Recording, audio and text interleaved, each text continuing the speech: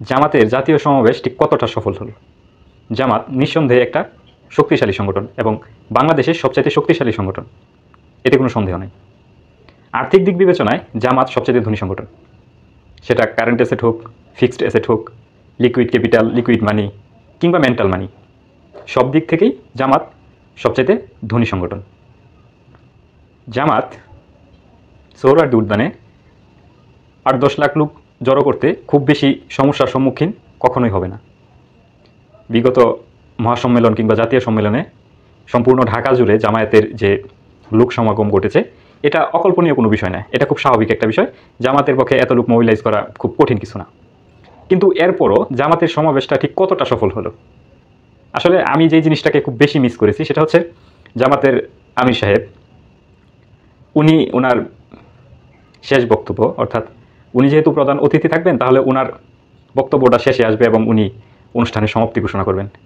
উনি অনুষ্ঠানের সমাপ্তি ঘোষণাকালে শেষ দিকে যখন দলীয় স্লোগান কিংবা ইসলামী কোনো স্টেটমেন্ট দেওয়ার সাথে সাথে সমস্ত কর্মীরা, সমস্ত উপস্থিত জামায়াতের সমর্থকেরা একসাথে যখন এই স্লোগানগুলো প্রতিধ্বনি করবেন, তখন যে প্রকম্পটা হবে ঢাকা শহরকে নাড়িয়ে দেওয়ার জন্য এটাই যথেষ্ট ছিল।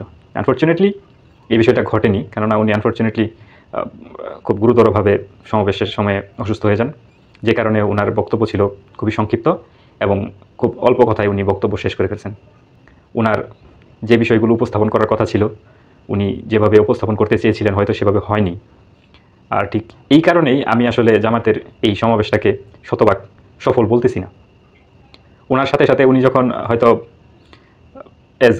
এজামশন উনি হয়তো বলতো নারায়ে তাকবীর আল্লাহু আকবার, এটা বলার সাথে সাথে যখন 20 লাখ মানুষ একসাথে বলে উঠতো নারায়ে তাকবীর আল্লাহু আকবার, তখন ঢাকা শহর সত্যি সত্যি কেঁপে যেত। কিংবা অনুষ্ঠান সুষ্ঠুভাবে শেষ করার পর লাখ লাখ কর্মী যখন ঢাকা ত্যাগ করার সময় এই শোরগোলটা সাথে নিয়ে বের হইতো, তখনও ঢাকা কেঁপে উঠতো। কিন্তু আনফর্চুনেটলি উনি অসুস্থ হয়ে যাওয়াতে সমস্ত নেতাকর্মীরা চিন্তিত হয়ে যান, অনেককে কাঁদতে দেখা যায়, যে কারণে সমাবেশের কার্যক্রমটা যথেষ্ট সফল বলে আমি মনে করতেছি না, আনফর্চুনেট।